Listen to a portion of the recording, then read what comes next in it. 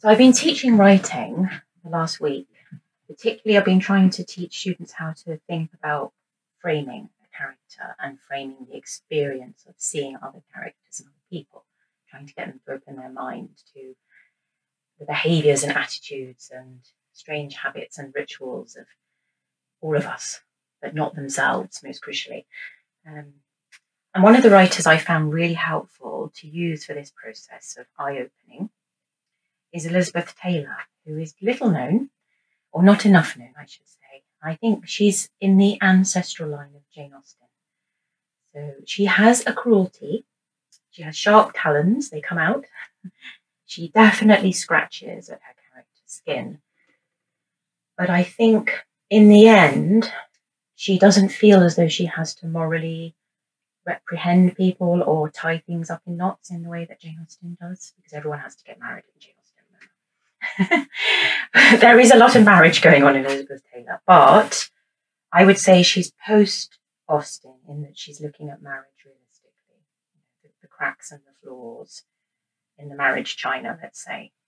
She's very middle class, and as somebody who writes about class, directly and indirectly, in my 2 books thus far, Girl with Dove and No Boys Play Here, you might think, what the heck is she doing? Enjoying a nice genteel lady like Elizabeth. But in fact, she critiques gentility. She critiques what it means to be gentle and kind as a cruel performance, as a kind of armour, keeping other people away, and a way of denying yourself. What happens when you polish your silver too much, so to speak? It starts to hurt you. You know, in fact, my mother used to make us polish silver. Can you believe this? Yes, in the 80s, we were polishing candlesticks. It's one of the many mad things that went on in my childhood. I don't think that actually comes up in Girl with Dove. But anyway, this idea of keeping a patina or a surface shiny, something she's very interested in. So that's in relation to manners and modes of living and being, how you reflect back your surface to another person.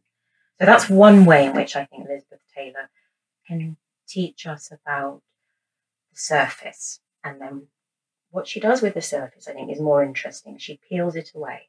She's very psychological in the way that she approaches women, which I think is a relief for someone who wants to teach writing about women in a way that allows for depth.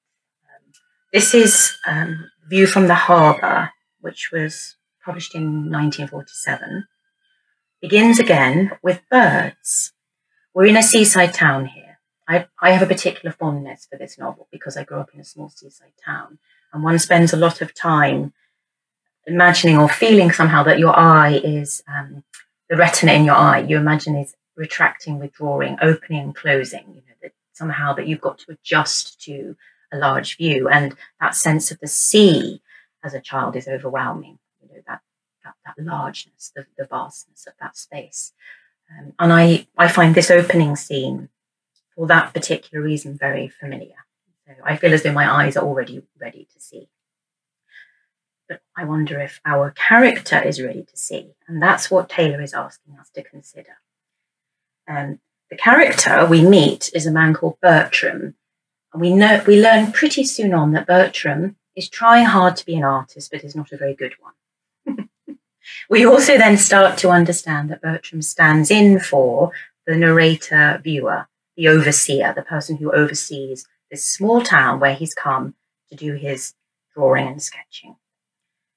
But the novel opens, the first paragraph, with birds. No gulls escorted the trawlers going out of the harbour at tea time, as they would on the return journey.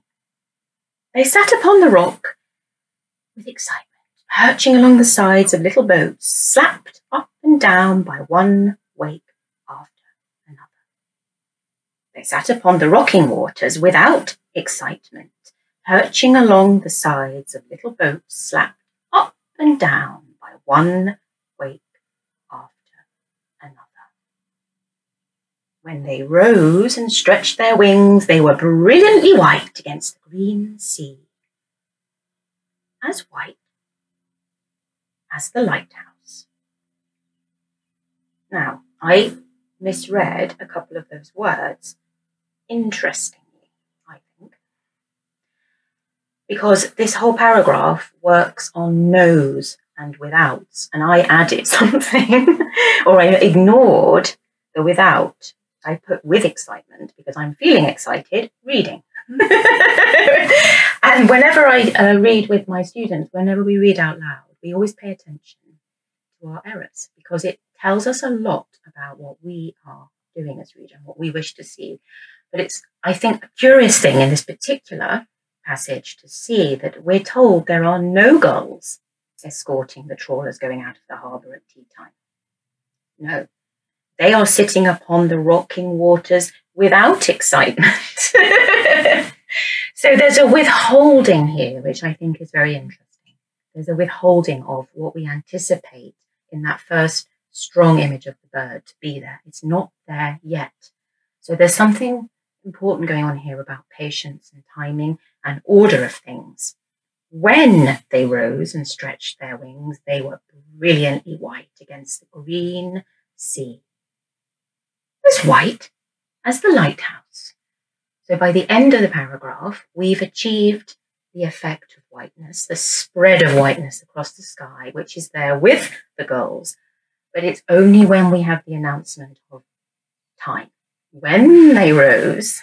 And what I love about this opening is Taylor is asking us to pay attention to timing and to the order of things and to allow the image of the bird to settle on the rocks, hard surface, to see the outline of the shore, which then she transforms into the image of the lighthouse. And I think what she's trying to get us to do is to imagine that we are the artist outlining. Yes? So that a gull with its wings, its curve, it's the outline of the wing, then turns into the outline of something more solid and more human. Does that make sense? So yes, and if we're not paying attention, we don't see it.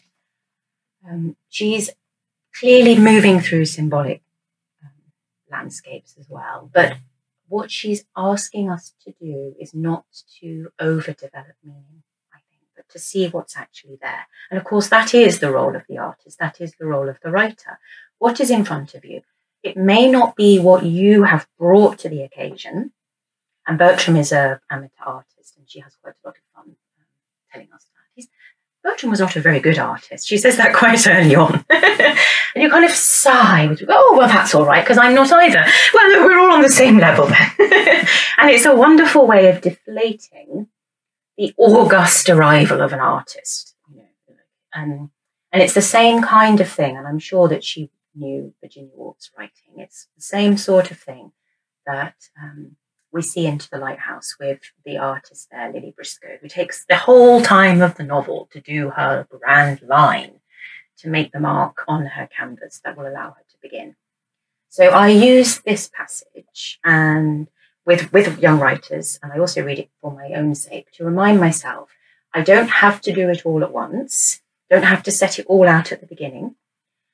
That would be the same for writing an essay, and it would be the same for writing a novel or a poem. And what is more important is the order in which you put things, so that your reader rather can attach to the line that will carry them through, and not be distracted by things that aren't actually there.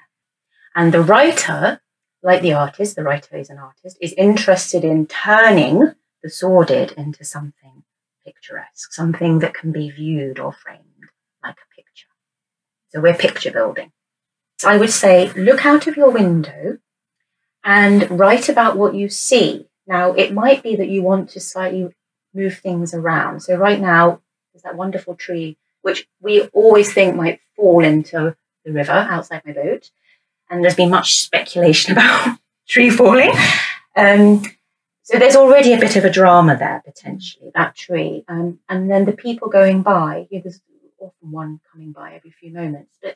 And then sometimes you can hear what the people are saying as they walk by. But I would say, look out of a window and try and think about what the dramatic element is in that scene. Now, you can, of course, also bring something into that scene, but I would not overpopulate it. I would keep it one piece of landscape or one thing that isn't human, and then one thing that is human, and see if you can make those two things relate. How do they relate? How does the tree relate to the man walking